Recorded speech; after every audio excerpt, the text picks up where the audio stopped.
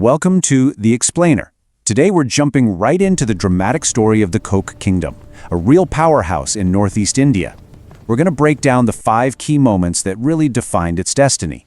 It's a story of genius, of fatal missteps, and the brutal realities of power that, honestly, every history aspirant should know inside and out. Okay, so let's set the scene. The year is 1540 AD, and 2 absolutely incredible brothers are taking the reins.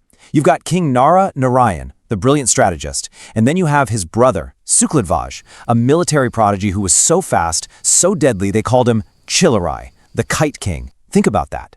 Together, they didn't just inherit a kingdom, they saw a chance to build a true empire.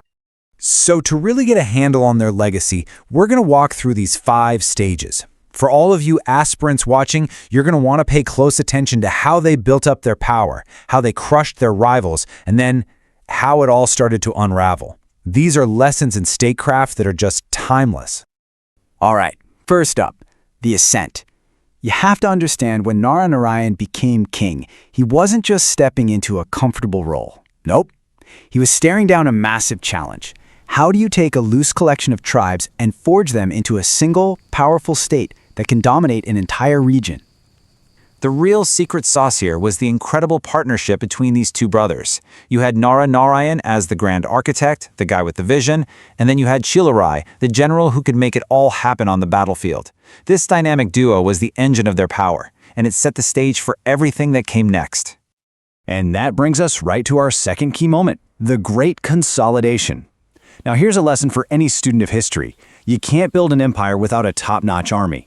The brothers knew their old tribal militias just wouldn't cut it anymore. They had to think bigger. They had to innovate. And wow, just look at what they did.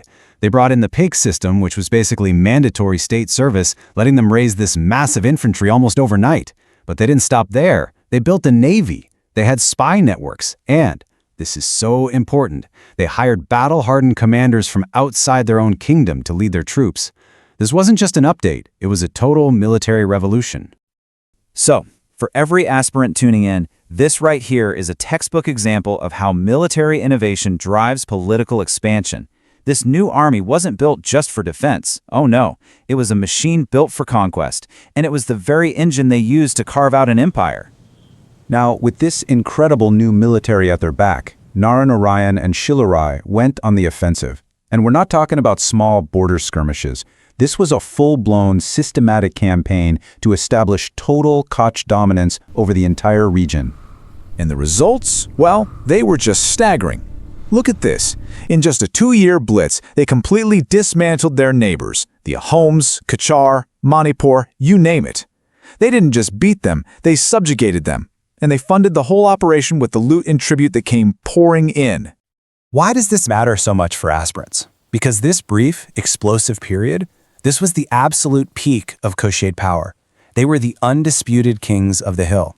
I want you to remember this high point, because believe it or not, the seeds of their downfall were already being planted. Which brings us to our third key moment, and a lesson we see over and over in history. Sometimes, your biggest enemy is looking back at you in the mirror. In 1581, the kingdom faced a family crisis, a succession dispute, and the choice they made, it wasn't a military one, it was a political one. And it turned out to be a fatal mistake. So to avoid a civil war, King Nara Narayan literally split the kingdom in 2. As you can see, the western half went to his son, the eastern half to his nephew, Chilarai's son. On the surface, it probably seemed like a pretty smart compromise, right?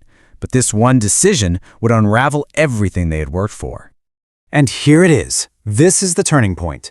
The division didn't create peace. It created a bitter, permanent rivalry. The 2 halves of the same kingdom were now enemies. This internal weakness, this crack in the foundation, was all the opportunity their powerful neighbors needed. This family feud leads us straight into our 4th moment, getting tangled up with empires. See, this rivalry wasn't happening in a bubble. On their border, the colossal Mughal Empire was on the move. This new player on the board forced a total change in Cooch strategy, from offense to pure survival. Yeah, the glory days of easy conquests were long gone. A tough defeat, plus the shadow of the Mughals looming, it forced them to completely rethink their game. Expansion was off the table. Now it was all about survival. They even ended up making a defensive treaty with the Mughal Emperor Akbar himself. What we're seeing here is a classic geopolitical shift. The Koch Kingdom went from being the region's top predator to being the prey. It became a buffer state, a pawn caught in the great game between the Mughals and the Ahoms. Their entire foreign policy was now just a desperate balancing act. And now for our fifth and final defining moment, how a simple family feud became an open invitation for invasion. As this slide really shows, the whole situation became a tangled, chaotic mess. The two co-cousins, so desperate to one-up each other, made the worst decision imaginable. They invited foreign armies to help settle their family's squabble. This timeline, it's just a tragedy of self-destruction. In 1596, the Western Koch king makes that fatal call. He asked the Mughals to help him fight his own cousin. And of course, the Mughals were more than happy to oblige. But their help came at a very high price. In less than 20 years, both Koch kingdoms were effectively puppets of the Mughal Empire. The key takeaway here is just so simple and so powerful. The Mughals didn't have to kick the door down. The Koch opened it for them from the inside. The cousins' rivalry wasn't just a problem, it was the direct cause of their kingdom's loss of independence. So, after this incredible story of a meteoric rise and a tragic fall, what are the absolute must-know lessons that you, as an aspirant, should take away from the Koch Kingdom? It really all boils down to these 4 points. Innovation is what built them up. Overexpansion made them vulnerable. This unity is what tore them down, and their internal mess was masterfully exploited by a bigger power. This is a pattern you will see repeated time and time again throughout history. And we'll leave you with this one final thought to chew on. The fall of the Koch Kingdom. It didn't bring peace. It created a power vacuum that turned the entire region into a battleground for centuries to come.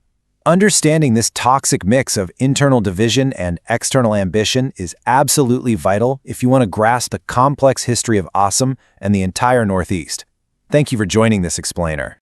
Coach বংশৰ পৰা কেইবাটাও question আমি বাৰে বাৰে দেখি থাকো কোৱেশ্চনটো হ'ল যে কোচ বংশৰ প্ৰজিনিটৰ কোন হয় চিকনগ্ৰাম গাঁৱৰ গোৱালপাৰা ডিস্ট্ৰিক্টৰ এজন নিবাসী প্ৰিয়া মণ্ডল তেখেতৰ পুত্ৰ বিশ্বসিংহ ভূঞাখিনিক পৰাস্ত কৰে ইন 1527 এণ্ড প্ৰতিষ্ঠা কৰে কোচ কিংডম বিশ্বসিংহৰ ৰাজধানী আছিল কমতাপুৰ বিশ্বসিংহৰ দুজন পুত্ৰ আছিল মল্লদেৱ আৰু শুক্লধ্বজ মল্লদেৱ ৰজা হয় বিশ্বসিংহৰ পিছত আৰু উপাধিটো লয় নৰনাৰায়ণ শুক্লধ্বজৰ আন এটা নাম আছিল সংগ্ৰাম সিংহ আৰু যাক আমি পপুলাৰলি চিনি পাওঁ এজ চিলাৰাই গৌড়া কিংডমৰ কমাণ্ডাৰ কালাপাহাৰ কোচখিনিক আক্ৰমণ কৰি পৰাস্ত কৰি কোচ টেৰিটৰীত প্ৰস্থান কৰি সোমাই আহে আৰু ধ্বংস কৰি দিয়ে কামাখ্যা মন্দিৰ আৰু হয়গ্ৰীৱ মাধৱ মন্দিৰ কামাখ্যা মন্দিৰৰ পিছত পুনৰ নিৰ্মাণ কৰে আমাৰ নৰনাৰায়ণ হয়গ্ৰীৱ মাধৱ মন্দিৰক পুনৰ নিৰ্মাণ কৰে ৰঘুদেৱ নাৰায়ণ হ'ল আমাৰ চিলাৰাই পুত্ৰ নৰনাৰায়ণৰ পুত্ৰ লক্ষ্মী নাৰায়ণ চিলাৰাই পুত্ৰ ৰঘুদেৱ নাৰায়ণৰ পুত্ৰ পৰীক্ষিত নাৰায়ণৰ জীয়ৰী আছিল মংগলদৈ আৰু সেই মংগলদৈৰ পিছত বিবাহ হৈছিল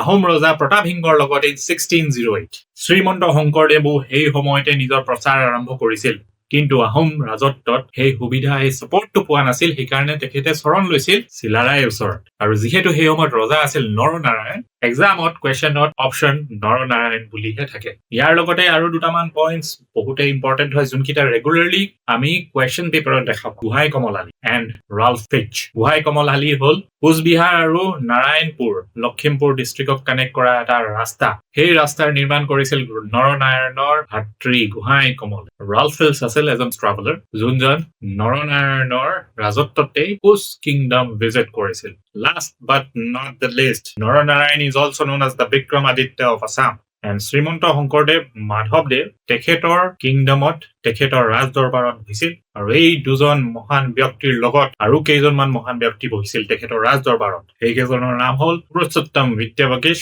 ৰাম সৰস্বতী আনন্দ কণ্ডলী শ্ৰীধৰ আৰু বকুল কায়স্থ এই সকলৰ বিষয়ে তোমালোকে যদি জানা মোক কমেন্টত লিখি দিয়া so see you in the next